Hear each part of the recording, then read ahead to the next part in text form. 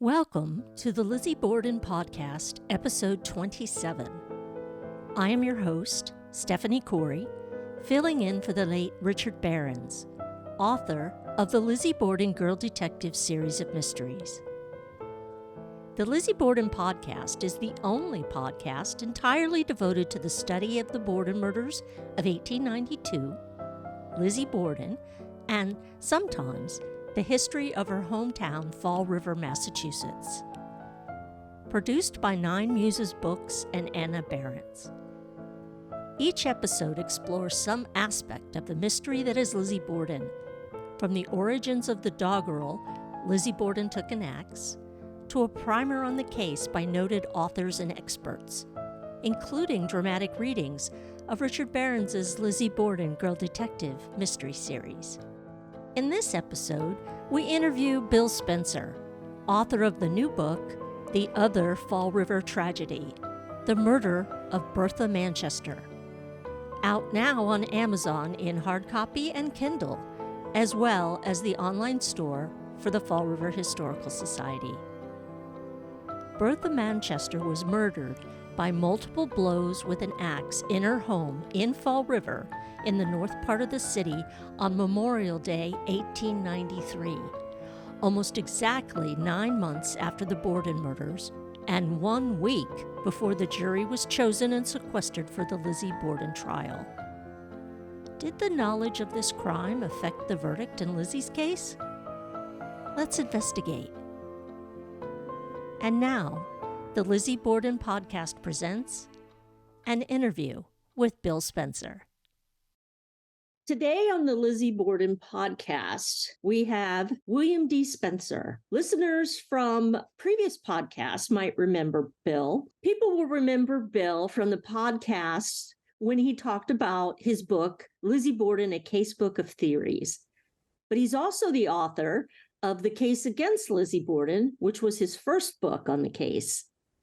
But today, we are talking with Bill about his newest book. It is about a case that no one has written about before, called The Other Fall River Tragedy, The Murder of Bertha Manchester, which is out now on Amazon, in paperback, and on Kindle. Welcome, Bill. Thanks for having me, Stephanie. We know you from your previous two books. And we now know that you've written the Bertha Manchester book, which is kind of what it's euphemistically called. So what made you interested in Bertha after studying Lizzie? And why should we be interested in this case also? Well, pretty much everyone knows about Lizzie Borden, and those murders occurred in August of 1892. And her trial didn't start until the following June. Less than a week ahead of the trial, a woman named Bertha Manchester was killed in Fall River, and it turns out she was hacked to death with an axe. Of course, much of Fall River and other areas supported Lizzie Borden, and since the second murder happened in a similar circumstance, and that is that the victim was hacked to death, they turned to this case and said, well, perhaps there's an axe murder still around in Fall River, and that's the person that killed the Bordens. So the Bertha Manchester murder got a lot of press at the time. Well, that's interesting. Does that mean that it was covered by some of the same reporters that was covering the Lizzie Borden case? Interestingly enough, it was reported in the Los Angeles Times. That's how much press it got. It only got a few lines. But the reason was because, and the Borden case starts next week, is what the newspaper said. Yes, the same, pretty much, as far as I could tell, pretty much the same reporters covered both cases. There were three major newspapers in Fall River, and of course, all three of them covered this. Isn't it amazing that Fall River had three newspapers at one time? Well, all the cities had a lot of newspapers then. Yeah. In fact, Fall River had a fourth newspaper for a while just before that. The Monitor. Right.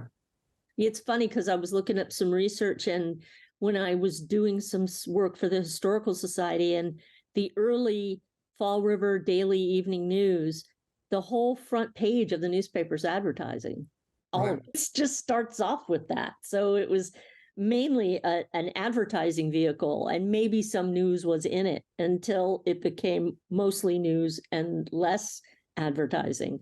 Oh, yeah, just to add on to that response as well, the murder occurred on Memorial Day, which is a Tuesday, and the Borden trial started the following Monday. There was an arrest made, but not until early Sunday morning, like 3 o'clock in the morning, 4 o'clock in the morning, something like that. The person that was arrested was arraigned on Monday morning at the same time the Lizzie Borden trial started. So the jurors were picked that day and they were sequestered. So most likely, they probably knew about the Manchester murders, although it was in New Bedford where the trial was. They probably knew about the Manchester murders, but they almost certainly didn't know somebody was arrested before they went to deliberate on the Lizzie Borden case. I think that's quite significant. And I think we're going to get to that in a little bit. And I think that that's something that people haven't really paid attention to as a side issue with the jury's deliberations. In this book, which I really like, you have a couple of gems. You have this photograph of Stephen Manchester that nobody has ever seen before, who is the father of Bertha Manchester. You have a page from Bertha's homework, which really surprised me. And how did you get these particular items to put in your book? So if you look at the Borden family, they were pretty famous and you can find some things about them. The Manchester family wasn't. So in looking at this case, I really didn't have much to go on for background. So I said, well, I've got nothing to lose. I'm a member of Ancestry.com. And I went and put Stephen Manchester's vitals in there, and about 40 family trees came up. Some of the trees are public, some aren't. And I contacted all 40 of those people. And it was a crapshoot. I didn't think much would happen. I probably got, I don't know, 6 or 7 responses. Most people responded, said that the family never talked about it. Every family seems to have something like that, and this family didn't talk about it. One of the people that responded said he was the great-grandson of Stephen Manchester's oldest son, but he didn't know anything about the case. Because he said his grandfather was distant from the family, which the newspapers of the time said he was. So this ancestor confirmed it. And so there was nothing that passed down to him about Bertha. The person that did come through, though, was able to send me the one picture of Stephen. And if you look at it, I didn't use it in the book, but there's a newspaper etching or sketch, however they did at the time. That's that exact picture. But I was able to get the actual photograph. And somehow he had the homework assignment. I couldn't tell if it was a homework assignment or a test, but he had that. I was amazed. If you read the case, you think, oh, this poor farm girl, she could barely read it. If you read the homework assignment, her handwriting is perfect. Her grammar is very good. She was a pretty intelligent girl. Did he have anything else but those 2 things? That's the only 2 things he had. He said he was going to look for some other things, and I prodded him on it, but he either couldn't find them or didn't do it. Wow. His grandmother was Bertha's niece. So I think that would mean Stephen Manchester's brother or sister's offspring. Oh, okay. Was his grandmother. Well, that was very ingenious of you to go after family tree builders. I've gone on to Ancestry and tried to contact people to give things away, and I never get anybody to reply. I don't think people realize that there's a messaging feature on. Yeah, there's a messaging feature, so that's what I use. And of course, I have to say, if I got something like that, I might be skeptical. Here's a guy that's trying to scam me or whatever. Right. I said who I was, and I wrote these other books, and I'm trying to get this. So I don't know if that happened at all, but at least I was able to get some feedback. That's fabulous. That's really great. In addition to Ancestry and getting a hold of a real life person who had some material, what's the research like when you have a case that never went to trial? This one never went to trial, so you don't have a trial transcript. How'd you handle the legal aspects of the case in writing about this story? So it's interesting. In the Borden case, as you well know, you have all kinds of primary source material. You have the witness statements, you have the inquest testimony, preliminary hearing testimony, and the trial testimony, which is where I got almost everything as far as background material for the Borden books. In this case, none of those things existed.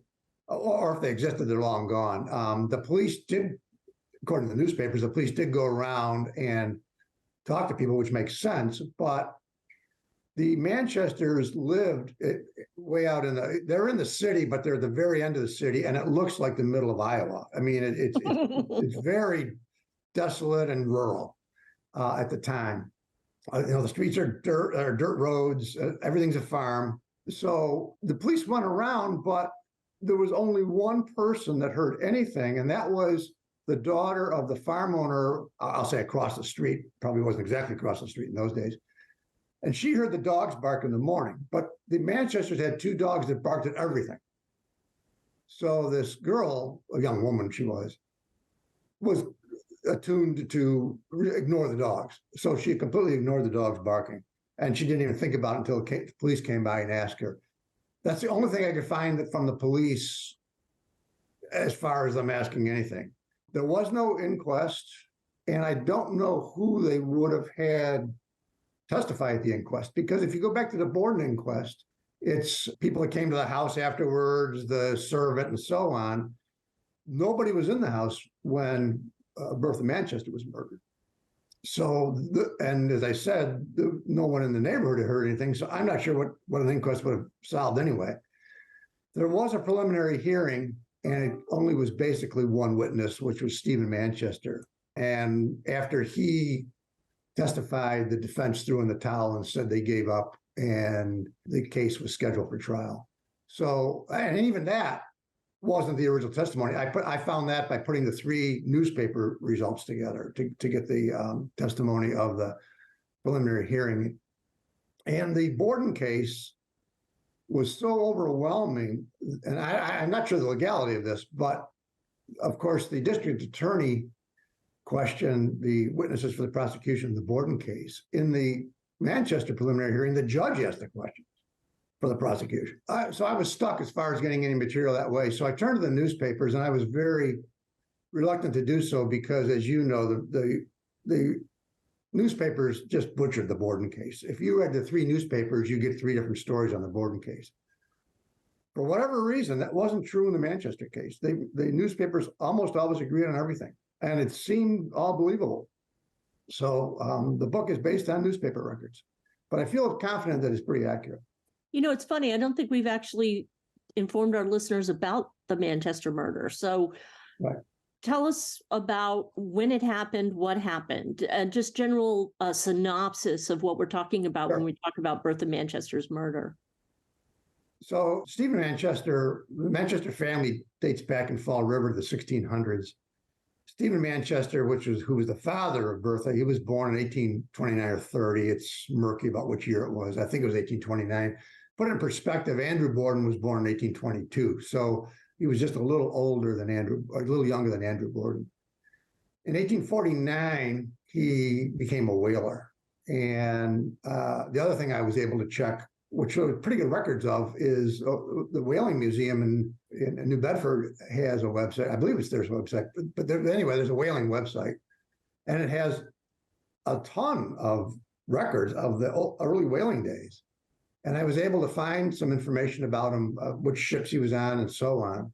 In the early 1860s, you come to a problem because the whaling records indicate Stephen Manchester still on a whaling ship, but the Fall River records say he gets married in Fall River in 1864, which clearly has to be true or they wouldn't have had the record in Fall River. So at least for 10 years or so, he was on a whaling ship or whaling ships. He came back to Fall River. He got married in 1864. He bought the farm on New Boston Road in 1867 and built it up, much like Andrew Borden, who started with very little. He started with very little. He built it up and bought cows, and he became mainly a dairy farmer, but he also bought land. So he also sold crops. So as a dairy farmer, every day he had to milk the cows, or someone had to milk the cows, and then he had to deliver the milk in his route. He had 4 children in his first marriage, and the oldest one was Harry. That's the one that I mentioned was separated from the family. Once he became older, early adulthood, he left. Then he had a daughter named Jenny in 1868, Bertha in 1871, and 10 years later, a son, Freddie. Freddie was born in December of 1881, and in January of 1882, Stephen's wife died, apparently from complications of the childbirth. At first, Jenny took over running the household, but then she got married to a man named W.W. Coolidge, and she moved out. Stephen's sister helped out for a while, but basically it came down to Bertha to run the house. Then Stephen got married in 1884 to a woman named Mary Jane Whittles, and they had a son in 1885. However, the marriage went sour really quick, and Mary Jane moved out, lived there for a while, moved out, came back a couple of times, but basically the marriage never amounted to much. She took the baby with her when she left. And she took the baby with her. And in fact, it was some interview, and I don't know where I read it, but it was a legal interview. And I think it was the mayor or somebody, or the police chief, was speaking to the other members of the Manchester family. And I think it was Jenny said that they never even considered the youngest son, whose name was Alexander, to be a family member. The marriage was so Right. not important to him because it was so short. Right. Right. So then he's off doing his normal thing, but it's Decoration Day, right? Let me take a step before that. He's got a dairy farm, and I forgot, I think he had something like 30 cows. I forgot the number. It was a lot of cows. Might have been 20. So his oldest son, and in typical farm family, the oldest son would have taken over the farm, but the son wasn't interested. He's gone. The next oldest one, the daughter, she's gone. So all he's got is Bertha. So Bertha is running the house. Now they have no electricity, no running water, and so on, and they have horses. Someone has to take care of the cooking, the cleaning, feeding the horses, and all that. So Stephen is relegated to hiring hired help. A lot of the hired help is foreign-born, because at that time, Fall River had immigrant after immigrant coming in. A lot of them worked the mills, but a lot of them worked the other jobs that were available.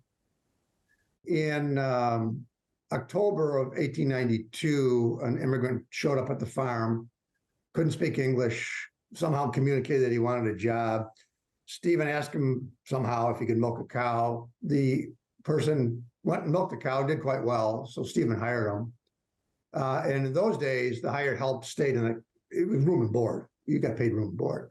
So the person stayed overnight. Next morning, he left, got up and left. He came back in May, early May or middle of May, and did the same thing. Came back one more time, and the third time he would go along with him on the milk run, and this third time maybe it was either the second or third time, they ran into some Azorean nationals on the sidewalk in Fall River, and one of them spoke English, and they told Stephen he wasn't paying the worker enough money. The worker's name was Jose Carrero, although Stephen called him Manuel because he didn't pay any attention to real names. I guess because people came and went so much, and he didn't want to figure out the foreign names. Stephen wouldn't pay him any more money, so Jose got off the milk cart, and didn't come back. Excuse me, that was the second time. The third time, they happened to run into him on the sidewalk, and Freddie, the son, who was with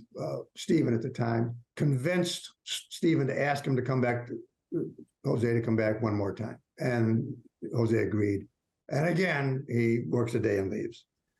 So now we're up to Memorial Day, and by now, a different worker named John Tunstall, who's about 18, I believe, is working with Stephen. And the three men, Stephen, Freddie, who's actually a boy, and John Tunstall, leave that morning to deliver the milk. Now, it's a holiday, it's a federal holiday, but they were dairy farmers. You got to milk the cows, you got to deliver the milk. They invite Bertha to come with them, but she says she can't do it because she's got so much work. And in fact, the woman that I mentioned that heard the dogs, when the police interviewed her, I guess she was pretty much Bertha's only friend at the time. And she said Bertha was always so overwhelmed with work that she didn't go to church, didn't have a boyfriend, didn't do anything except work all the time. So Bertha stayed home by herself. Interestingly enough, during the milk run in Fall River, the three people on the milk wagon see Jose Carrero at what's called the Crab Pond Bridge, which is on the river. And he waves to them, and they nod to him. They finish the milk run and get home about 2:30, and Freddie gets off the cart, runs in the house. Stephen takes the cart into the barn to unhitch the horse, and Freddie comes running in and says that Bertha's been murdered. And Stephen goes in and finds Bertha on the floor, hacked to death, in the kitchen of the house, and then gets in the cart and drives into this city to notify the police. And then the police started coming, and some other things happened, but the police started coming to the house, and about 20 of them showed up eventually. So that's the basis of the story. Right. How old was Bertha at the time? She was 20. 20. Well, she was born in 1871, so she's 22. So she's 22. Right. She's murdered in her own home with an axe. Right. And it's less than a year from when the Bordens are murdered in Fall River in broad daylight. About 10 months almost to the day, right? Yeah. So if I was a jury member waiting to go be a jury member on the Borden trial, I think that would affect me. I think I would think about that. Well, it's at least one of the boxes, Yeah, it really is. Oh, so there's somebody out there killing people. So it's more than just this. So the police get there and there's nothing to go on. Well, they do a search. They find an axe in the yard. It's got blood on it. And it turns out Stephen had bought an axe not too much before that, I guess maybe in the springtime. And when he started chopping wood, part of the axe blade broke. So the axe wasn't suitable for chopping large pieces of wood anymore. So they kept it in the kitchen. Okay, so this is very similar to the Borden case with right. the axe. The axes are not working right. when you buy one. That's weird. So the axe would have been in the wood box next to the kitchen stove when the murder took place. So it didn't come into the building with a murder weapon to kill her. It was a convenient weapon to kill her. Right. Now, one of the things you do in this case is you offer a really important comparison between the way the accused, Jose de Mello, was treated by the law enforcement and the way that Lizzie, the accused murderer, was also treated. There's some problems here with maybe class and gender. Would you care to explain those? Because I think that's a fairly significant part of your book. Let me take a step back. First of all, it's a little, I found a little confusing because many of the participants in this book are Azorean, so they have Azorean names, and they don't fall off the eye, so to speak, when you look at them. And I probably butcher them when I say them. But you used the name Jose de Mello, and I said Jose Carrero. So we have to take a step back. Jose Carrero was the person that was arrested for the murder. And that's the name that the other Azoreans that were involved in the case at the time used for him. When the case went to the preliminary hearing, his defense team said, wait a minute. The man sitting here is not Jose Carrero, it's Jose de Mello. So you can't try him because the grand jury indicted Jose Carrero, and that's not him. But his name apparently was Jose de Mello. So after that point, he's always called Jose de Mello. So anybody listening to this, whether you hear Jose Carrero or Jose de Mello, it's the same person. So when I first looked at the case, of course, the case came to light because of the Borden murders.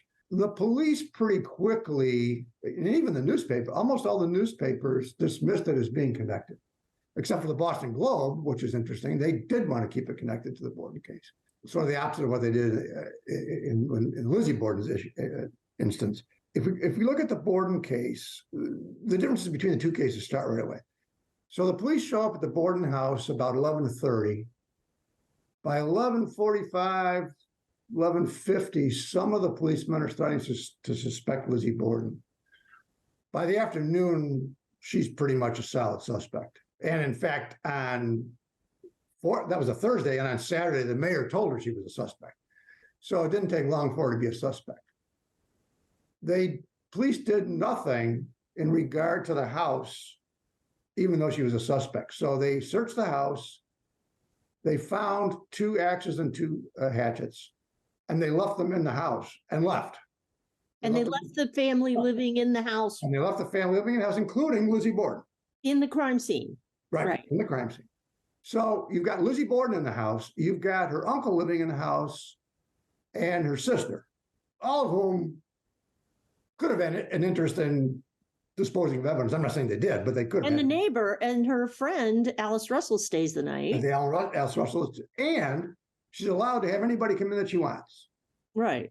Her uncle Hiram Harrington comes at night with his wife. Mrs. I can't remember her name now. One of Lizzie's friends shows up. Mrs. Holmes. So Mrs. Charles Holmes. Oh, Mrs. Holmes, that was it. The next morning, they send a policeman to get the axes and hatchets. So they left them there overnight. Other evidence was buried in the backyard. Like the clothing that they were... that piece of hair that was chopped off of Eddie.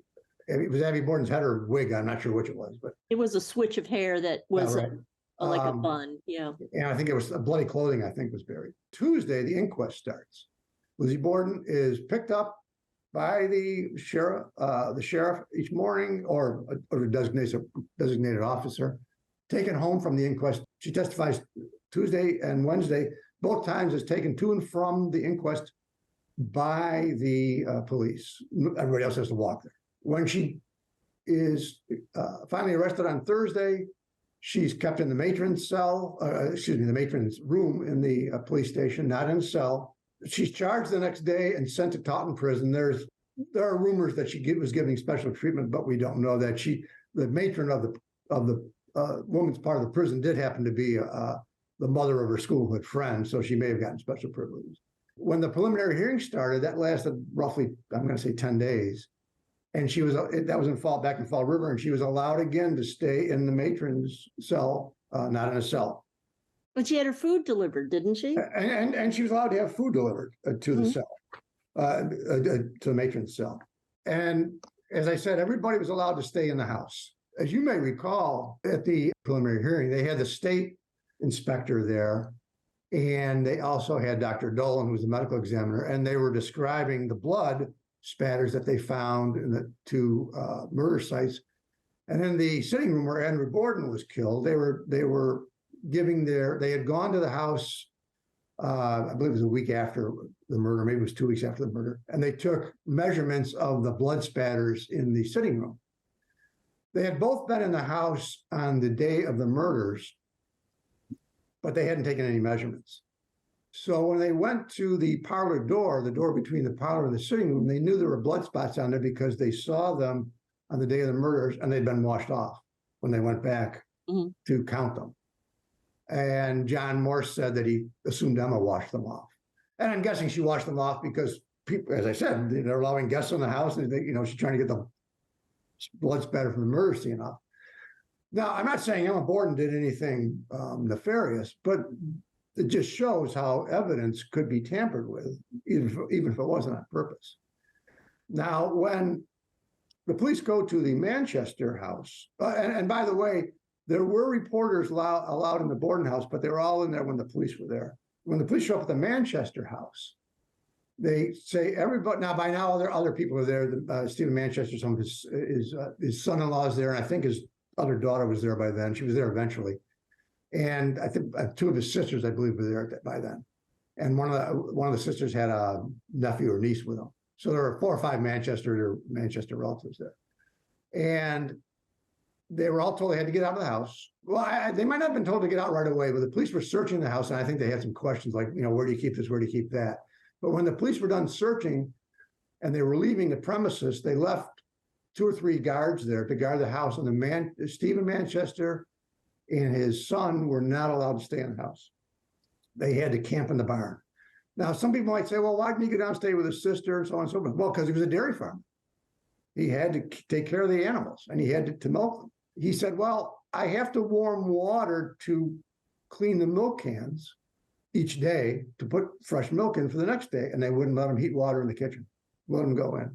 The next day after the murder...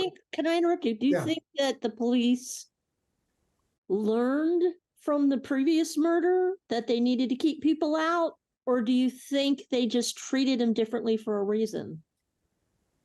It would be all speculation, but there are a few things. When the mayor was elected in, what was it? I forgot the name offhand. Coughlin, Mayor Coughlin. Oh, Mayor Coughlin, yeah. Mayor Coughlin was elected in around 1890.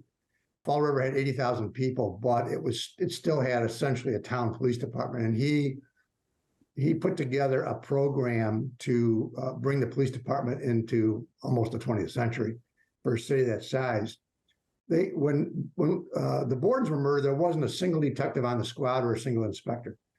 So he was putting that into effect during the time of the Borden murders. And by the time, 10 months later, of the Manchester murders, they had inspectors in place. They had police lieutenants in place and so on. It's a much more sophisticated department. It's possible they changed their ways during that time. That was part of this thing. As far as learning from the Borden murders, I don't think it was so much that as far as keeping the people out of the house, although it might have been. I think it was more that the Bordens were upper class and the Manchesters weren't. That I'm speculating. I don't know that. No, that's the kind of the way it feels after you read what happens next. Right. The next day, they allow all the reporters to come in and there are a lot of sketches in the book.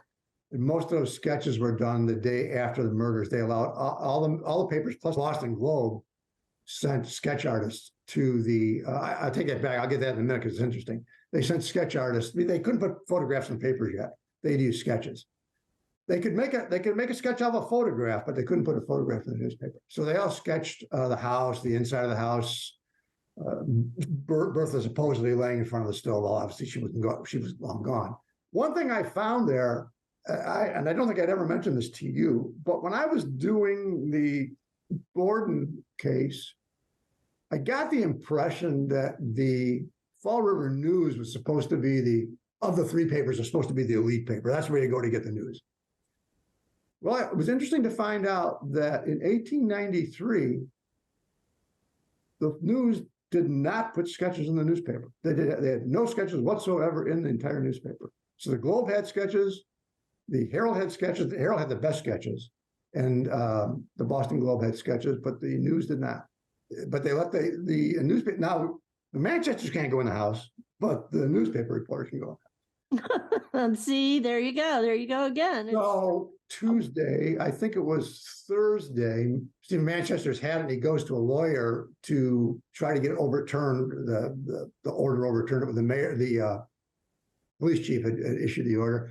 Police chief wouldn't overturn it. And finally, I believe it was Friday morning, Stephen was finally able to go in the house. So it's like 4 or 5 days. He's like prohibited. Well, about 3 days. About 3 days he can. He has to sleep in the barn.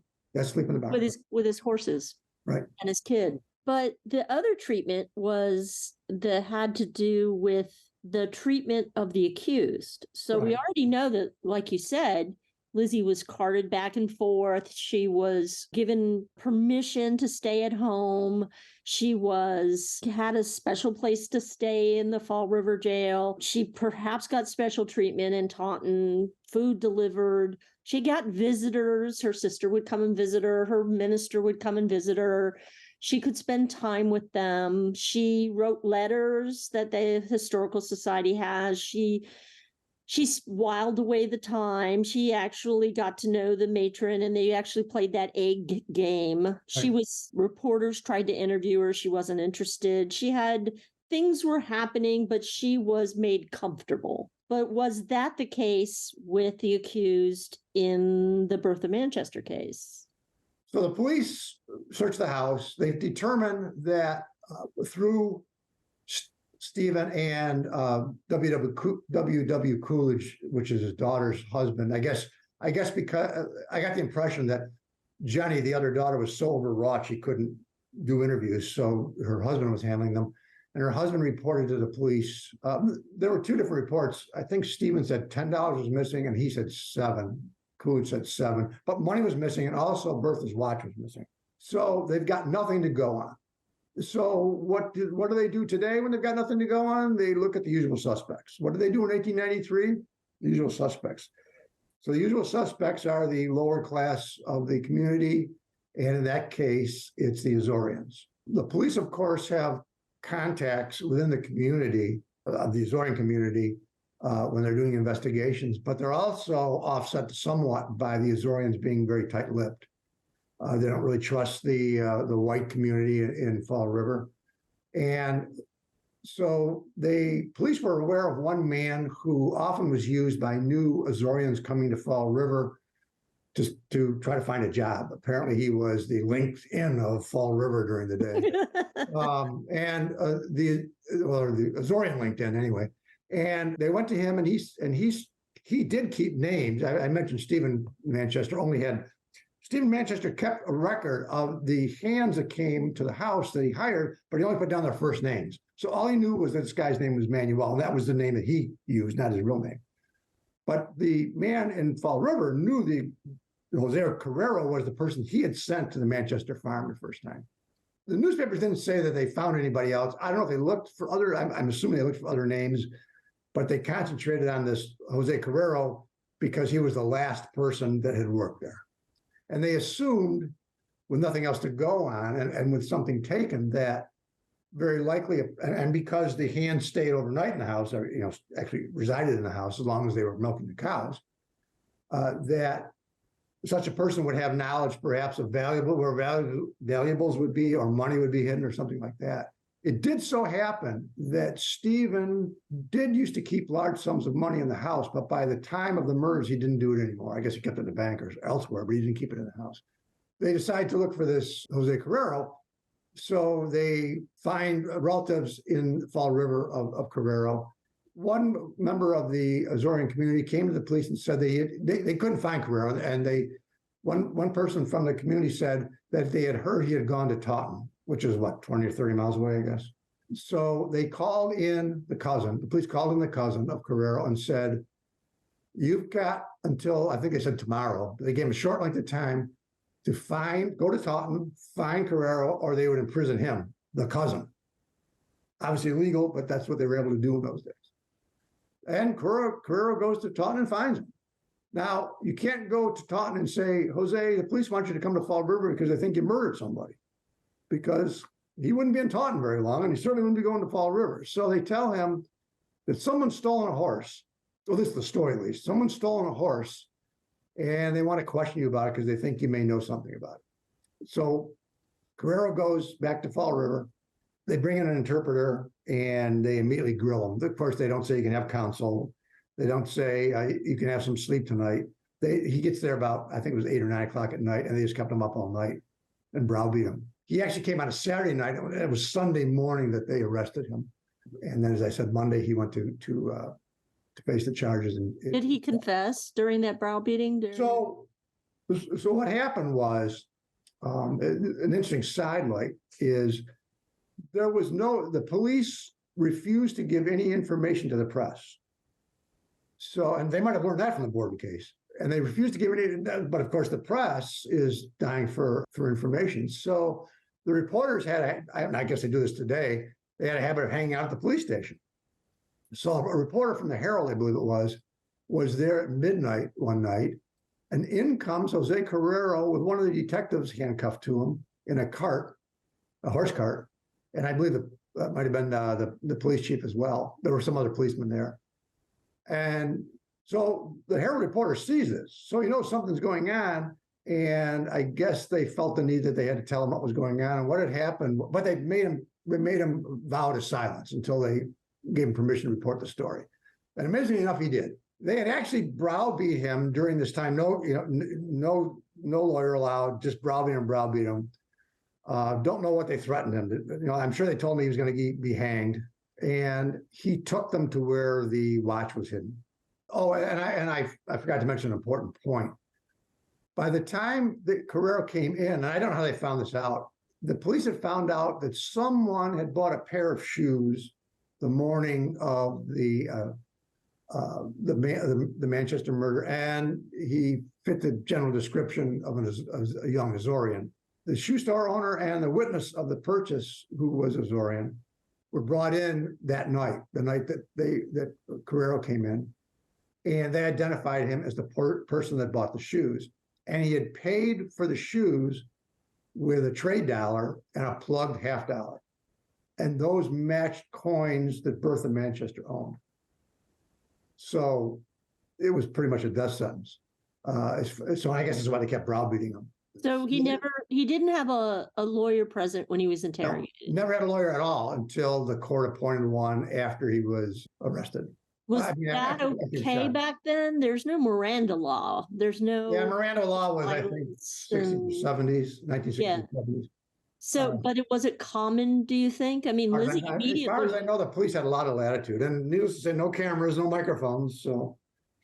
Lizzie's family hired a lawyer right away. That she had one the same day. Well, of course, the family already had a lawyer. So that was the other thing. The police never, early afternoon of the day of the murder, the police never questioned her, although they did question her on the stand at the inquest. The district attorney did question her on the stand at the inquest. So it feels like it's like a lot of railroading, even though he may in fact have done the crime. They're railroading him into a confession because they're keeping him up all night, and they're not allowing him to, to eat or drink or whatever until they get what they want to know. And then they're lying to his family in order to bring him in. And so they're betraying their own him as their family, but not knowing that they're betraying him. So they're creating this terrible situation where they're lying and stuff. And that even the aftermath, where the mayor and the city alderman's decision to not pay a reward for the arrest of the murderer, the city passed the order that the mayor proposed to give a reward from the city, whoever killed Bertha. But then when it came time to claiming it, there was this big excuse given while nobody could get it, because the people who were asking for it were from the Azorean community, right? Well, one of the ones that asked for it was the relative that was forced to bring Carrero in. So clearly he had something to do with, solving the case. There was a law at the time that the city could not issue a reward more than $500. It was the limit. Although that would be many thousands today. Right. The mayor called a special session of the city council, and he said, I'd gladly, use some fancy phrase, I'd gladly, give half the real estate of the city if we could find the murderer, that kind of statement, but I'm limited to $500. So I've written out a reward proposal, and and they were in his office. He called me into his office, and I would like you to sign this authorization for this proposal. So they signed it. And the newspapers report the town council, town alderman rather, signed an authorization for a $500 reward for anyone leading to the identity and capture of however it was worded, of the suspect in the case. I believe it was after the preliminary hearing, I believe it was. The uncle, who was the relative that brought him in, filed for the reward. There was a newspaper article that said, trust us, the town is going to find some way not to pay this. And not long after, the town, or the city rather, refused to pay because the mayor had never signed the reward authorization. But the mayor's the one that wrote the reward authorization and asked the councilman to sign it. So the mayor had his cake and ate it. In other words, he had the reward printed in the paper, or the newspapers printed in the paper.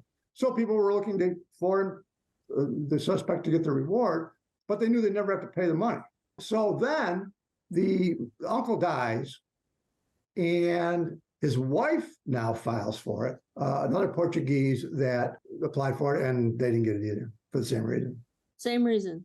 Yep. So do you think if they hadn't been Portuguese that had found the guy and turned him in, they would have gotten their $500? Well, not according to that rule, because he didn't sign it. So I don't know. Yeah, well, that's just ripping off the public. Of course, when Jose Carrero is put in jail, he's not put in the matron's room. He's given the typical cell in the room.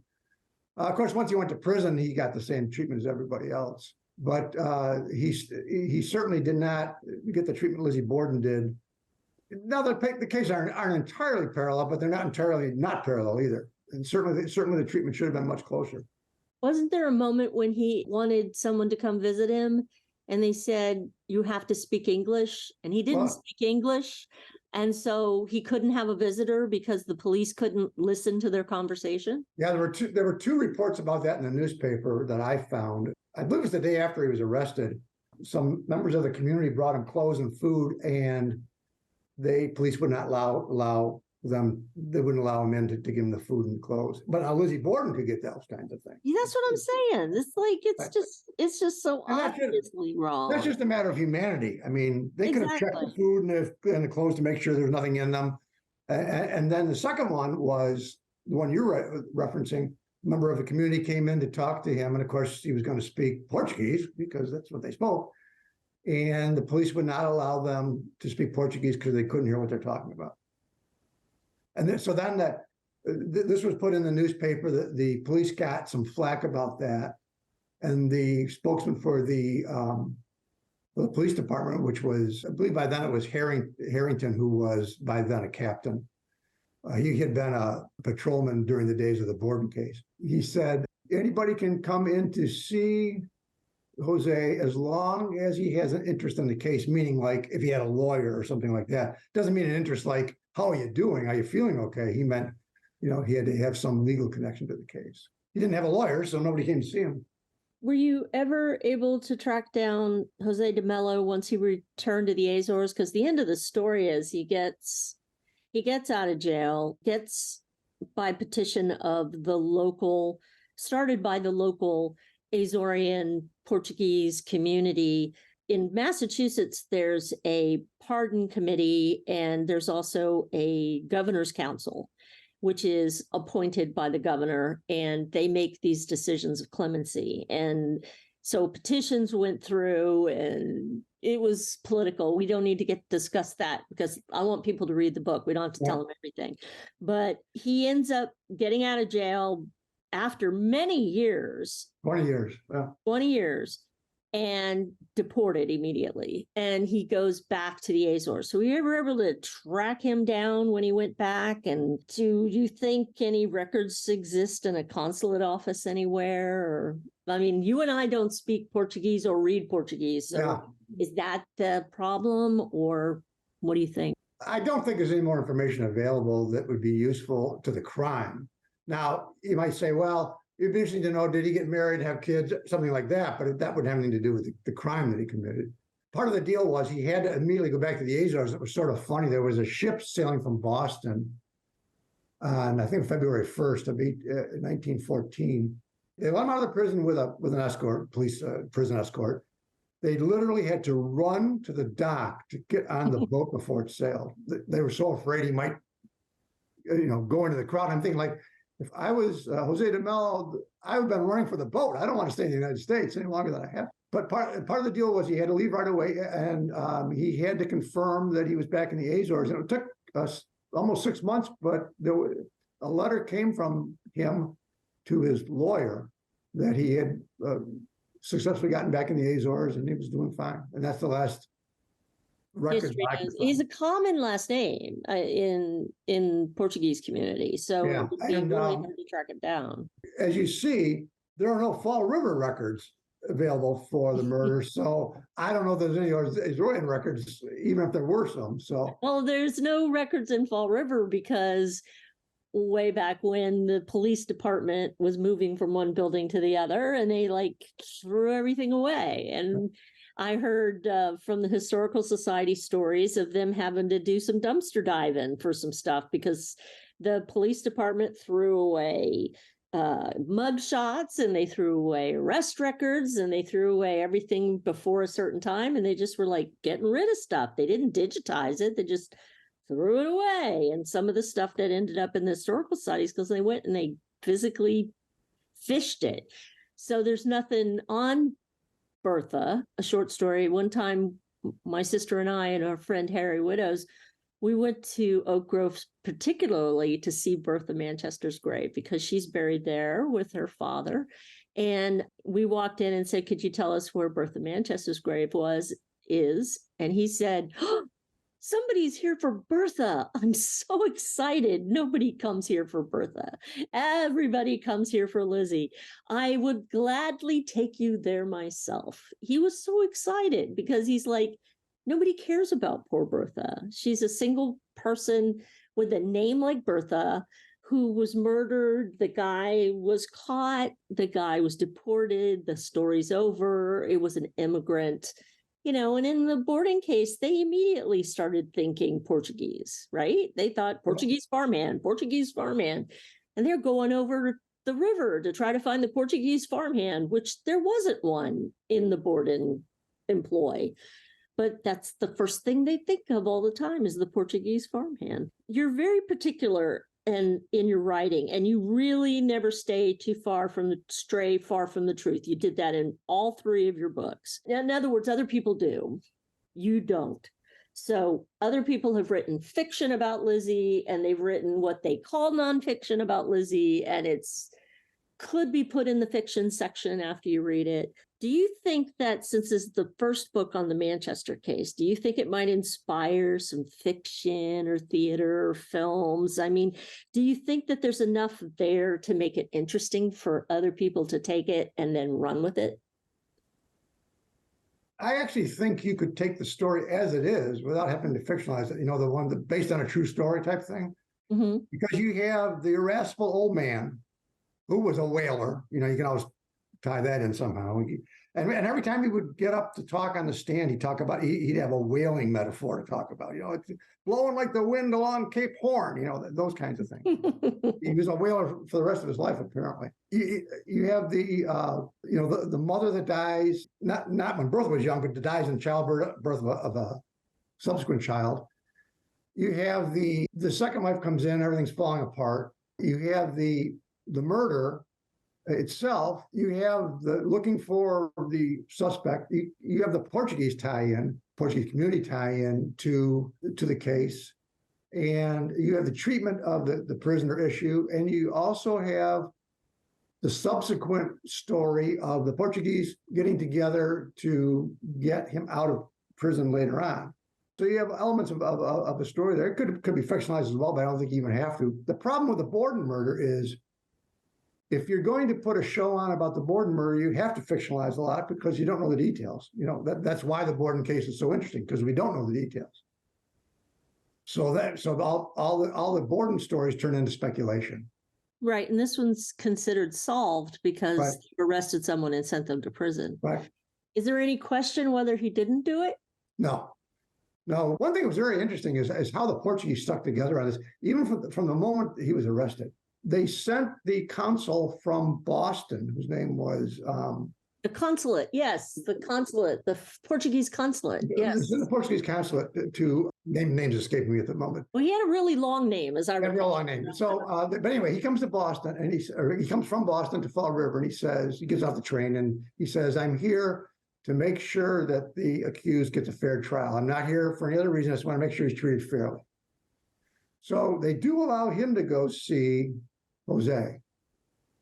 Comes back later, I think it was at the time of the preliminary hearing, and he interviews Jose again, and Jose confesses to the crime and gives him all the details of the crime and claims that Stephen Manchester owed him money, and he went back to get the money. He needed the money. He went back to get the money from Stephen Manchester. He got in an argument with Bertha, and Bertha attacked him with the axe.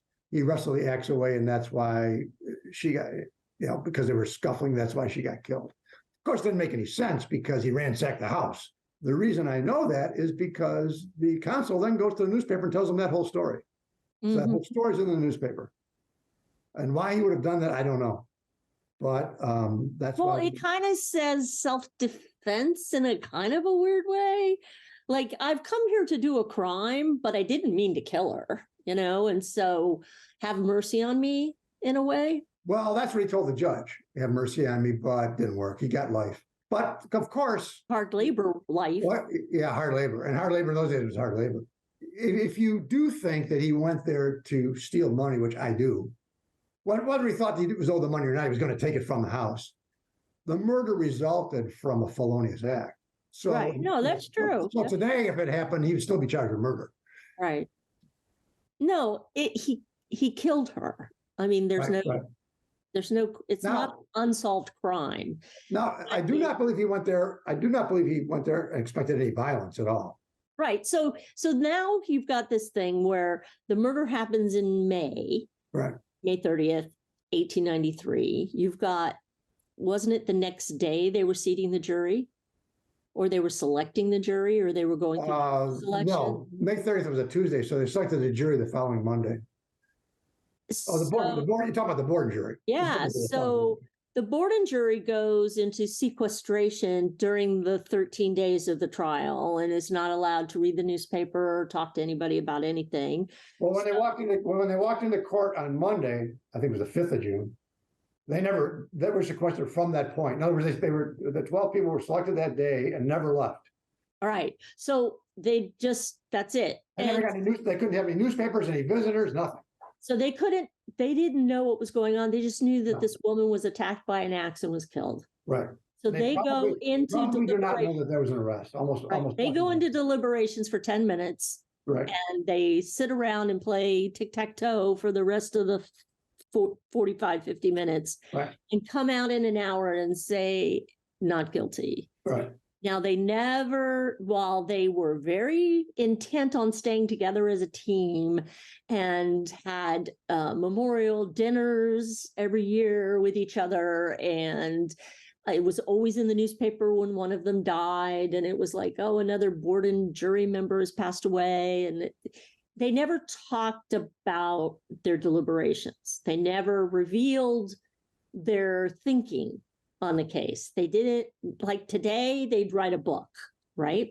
If you were on the Borden trial in today, it would be a bestseller because you would be the jury, you'd be in the room, you'd hear the evidence, and you'd say why you thought the way you did and why everybody else thought the way they did. So is it slightly kind of in a sliver possible that it figured into their decision of her innocence because they knew there had been another axe murder, but they didn't know the outcome of it during the trial? The way I would look at it is if the jury had heard overwhelming evidence of Lizzie Borden's guilt, I think they would have convicted her. Mm-hmm. But remember that a lot of the evidence wasn't allowed at trial. The prussic acid purchase was not allowed at trial. They could not read Lizzie Borden's inquest testimony at trial. Mm-hmm. So the jury only heard a partial case. And I recall two jurors that talked a little bit to newspapers afterwards. And they seemed to indicate that the minute they walked out of the courtroom to deliberate, they'd already knew it was going to be not guilty. So that means they decided ahead of time. Yeah. Now, if it were me, I would have put the axe murder on the Loose and Fall River still in an open checkbox, in coming to a not guilty verdict. I would think it was at least considered. They never talked about it, but I would think it was at least considered. It might not even be considered by conversation, but each individual juror might have thought about it. Yeah, and you're in the book. One of the things that you spend a lot of time doing, I recall, is creating really good illustrations and maps so that people know exactly where you're talking about and where things are in relation to other things. Now, the house that is the farmhouse that was the Manchester farm, that's not there anymore, but the street is there, but it's now Meridian Street, and it's been changed so much that there's no way that you can find the actual location, unlike, the Borden house, which is still there. And it can be challenging to really read a book without illustrations, like to get a sense of place. And you do rely on newspaper sketches, which I wanted to talk to you about. How would you rate the various newspaper sketch artists of the period? Because I always thought the Boston Globe had the very best. The Boston Globe was the big city newspaper. But the next best one, as I mentioned, was the Herald. And the Globe was also good. I'm just looking at the book now, and Fall River Globe had a sketch artist named Leary. Now, I don't know, though, if they were in cahoots with the Boston Globe and Leary's from the Boston Globe or not, but their sketch artist was good. The Herald guy also signed his work, and his name was Rayleigh, and they were very good. But what's that? You've got this one picture of poor Bertha, and it's such a line figure. She looks really dirty, and it's just an awful... I could draw better than that. Which newspaper was that one from? There are two sketches of Bertha that I could find. The one that I used in the book is she looks like a young girl. I'm assuming they came from photographs, but I don't know. The second one is extremely unflattering. I decided not to use it because I don't know I don't know if it was real or they just sketched somebody they thought looked like Bertha or not. But I really wanted to get a picture of her. The reason I contacted the 40 people through Ancestry was to make Bertha a real person. I really wanted a picture of her, not just printing a book about a lady that was killed or a young girl that was killed, but a person. And then that's what gets lost in all of these murder cases. The victim is the last thing you think about. I mean, consider the Borden case. How many people talk about Andrew and Abby Borden? They talk about Lizzie Borden, the person that might have killed them. Do you think that since you found this kind of treasure with this man on Ancestry, do you think that there's more treasures to be found? I'm hopeful. I've sent the book to a couple of them, a couple of people that contacted me, and I'm hoping that jars their memory a little bit. I was even looking for family lore. Now, family lore, I mean, my family's got lore that I found out wasn't true, and I'm sure the Manchester family lore sometimes isn't true. Some of the family lore I learned, I'm glad it's not true. But anyway, again, it would at least given some palpability to the case and some that's color to the story. Right, yeah, right. Yeah, it's the actual, because there's the Lizzie Borden wasn't anybody until the murder happened. So nobody knew who she was really, and nobody knew who really Stephen Manchester was beforehand. And he wasn't a prominent anything. He was a dairy farmer. So, and Bertha was, just this woman who didn't have a boyfriend and stayed and worked and did her thing. I mean, I thought it was touching. When I first started hearing about the case, I always thought, oh, that's Stephen Manchester. He's got to be a creep. And then reading your book, I came with a whole completely different conclusion about his character. There were parts of him that were rough and gruff and violent, and there were parts of him, though, that were tender and kind. So Bertha doesn't get to go with them because she has work to do on that day. And there's going to be a parade in Fall River because it's Memorial Day, Decoration Day. So before he goes home, he stops and buys her flowers. And he's $1.50 of flowers. And to put a perspective in that, he paid the farmhand $15 a month. So $1.50 worth of flowers was a pretty good sized purchase that he took home to his daughter. What a sweetheart that is, because you, my daughter, stayed home and did all the work so I could go do my job. I want to give you something that is heartfelt, and I'll buy you this. And that is just like, it's a completely different thing. And the fact that you discovered all of that converted me into liking him so much more, and to completely eliminating him from my mind as some kind of ogre, which is somehow what I thought. And I don't know where it came from. And it may have come from just chitter chatter in Fall River kind of thing, because there has never been a book about it. And nobody's really investigated it through the newspapers, and nobody has done anything with it. It was just what people said. He was a crusty old guy. He was crusty, yes. But he seemed very devoted to his, not the oldest son, but I'm not sure what happened there, but he seemed very devoted to the two daughters and the one son, Freddie, although he was not devoted to Alexander.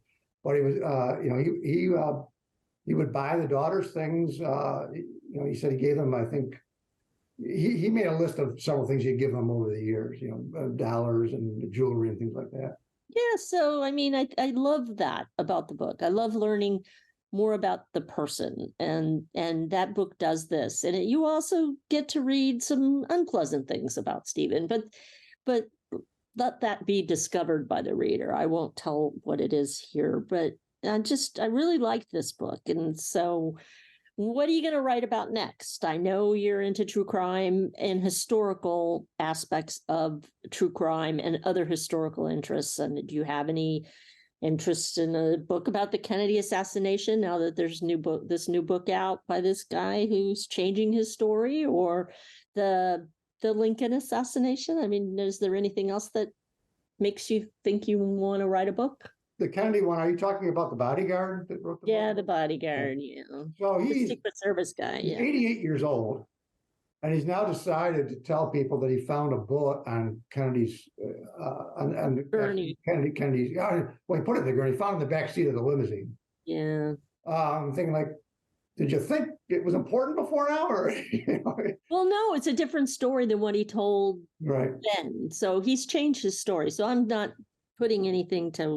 But no, he was an eyewitness. Whether the bullet aside, he was an eyewitness to the event. I don't have that luxury. I like let's call them the small murders, because I don't like it that Bertha Manchester gets overlooked, but the Bordens are a big deal. They're both families that they got people killed. They're equal. Right. And I would never have known about this story without the Borden murders. And think of how many other stories are out there like that.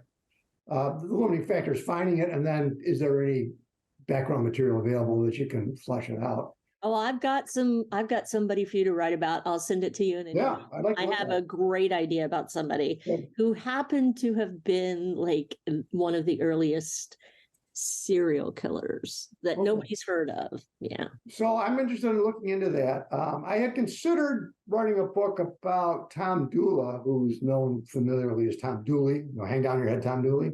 Yeah. But there have been at least two books written about the murders. There's no mystery in it. And the books are pretty well written, so I don't know that I'm going to tackle that. Although it was not too far away from here that it happened, so I would be able to get some source material. Also, I live in Raleigh, and the state archives are here, so a lot of the records from the trials, I think he had 2 trials, are available there, although they were all handwritten and they're almost impossible to read. Well, that sounds exciting. I'd read that. But right now, as you know, if I tell somebody I wrote 2 books about the Bordens, they don't ask about what are the books about. They say, "Did Lizzie Borden do it?" So yeah. now I'm writing a book about whether I think she did it or not. So. Oh, cool. Good. I'm glad. Well, I really appreciate your time and thank you for the conversation. And the book, again, is called The Other Fall River Tragedy, The Murder of Bertha Manchester. And it is out now on Amazon in paperback and Kindle. And you could buy it online through the Fall River Historical Society as well and get a signed copy if you're interested at the same price that it's available on Amazon. And you'd be helping the society out by doing so. So, by the way, why don't you tell them about the cover picture? Oh, yeah. Okay. So the cover picture. So I guess I have to confess that I'm your book designer. So I designed the book and I designed the cover, and you say yes or no to whatever it looks like. And I was really excited by this cover that I designed because it is a photograph from the day the murder happened on the road the murder happened.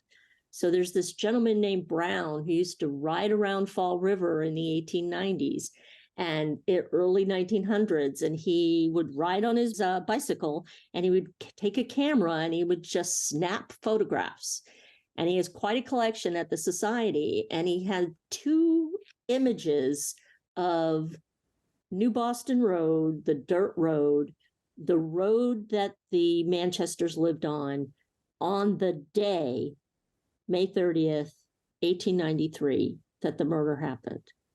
And so the cover is a picture of the exact day, not knowing what we're looking at, not knowing whose house that is in the picture. If it's the farm itself, there's no way to know. There's certainly not a lot of people in the picture. There's no people in the picture. But I colorized it a bit to make it look more real. And yeah, so it's a sign that a picture actually existed of that road that day. And again, it's the only actual photograph we have other than Stephen Manchester in conjunction with the case. Yeah, it's amazing to me. It was just like I saw it in a publication by the Historical Society. I said, "Can I use that?" And they're like, "Oh, sure. Thank goodness." Well, thank you again, Bill. I really appreciate your time. And I hope to work with you again on a new book because I like reading what you write. Thank you. Okay. Thank you for listening to the Lizzie Borden Podcast, episode 27. We've been talking to Bill Spencer about his latest book, The Other Fall River Tragedy, The Murder of Bertha Manchester. Find Richard Behrens' Lizzie Borden Girl Detective Stories at Amazon.com and at LizzieBordenGirlDetective.com, where you can follow us on Facebook, Twitter, and Instagram. Listen to more Lizzie Borden podcasts on our website or on Podbean, Audible, Google Podcasts, Amazon Music, Spotify, and YouTube.